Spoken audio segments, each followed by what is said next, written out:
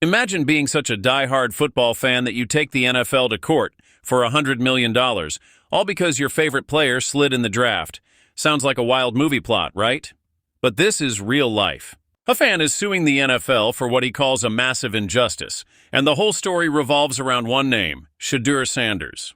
The same Shedeur who was once the shining hope of college football, now at the center of a legal firestorm.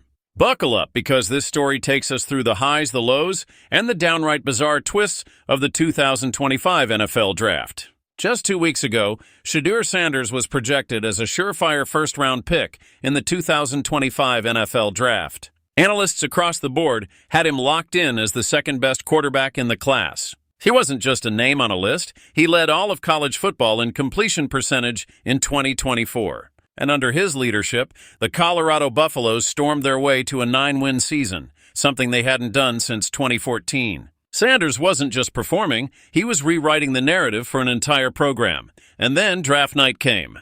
The cameras rolled, the picks came in, and names were called. But Shedeur's wasn't. Not in the first round, not in the second, not even the third or fourth. When his name finally appeared, it was in round 5. Yes, round 5, when the Cleveland Browns made a move to trade up and select a quarterback they believe might still start in 2025. That dramatic slide turned into the story of the entire draft weekend.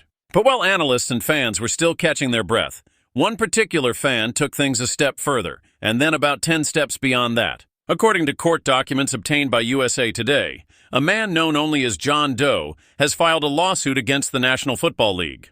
He's seeking $100 million in damages for what he describes as emotional trauma caused by Sanders' unexpected draft day tumble.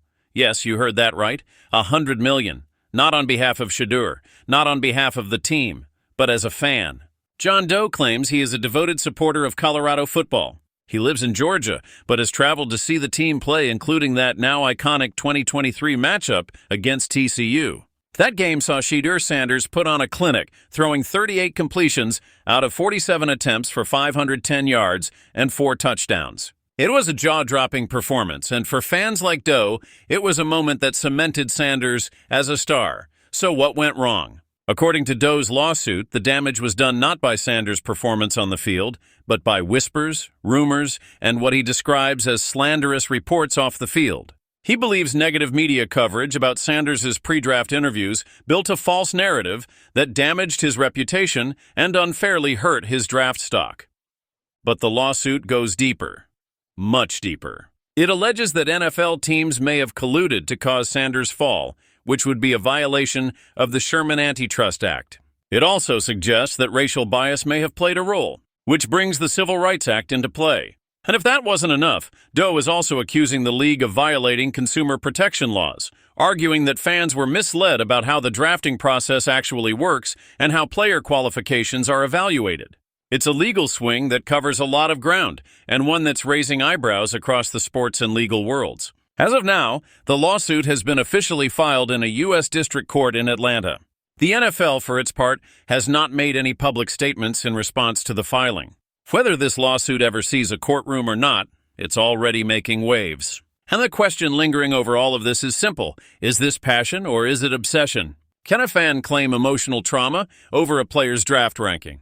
Can the NFL be held accountable for perceptions that form in the media and among team executives? While we wait for answers, one thing's for sure. Shedeur Sanders' journey to the pros just became one of the most talked about stories in football.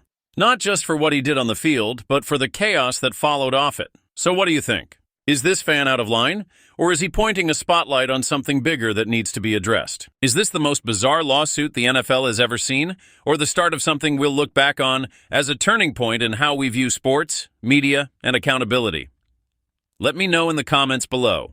Don't forget to like, share, and subscribe for more deep dive stories that go beyond the headlines. Because in the world of sports, the truth is often stranger than fiction, and we're here to break it all down. Stay tuned, stay curious, and as always, thanks for watching.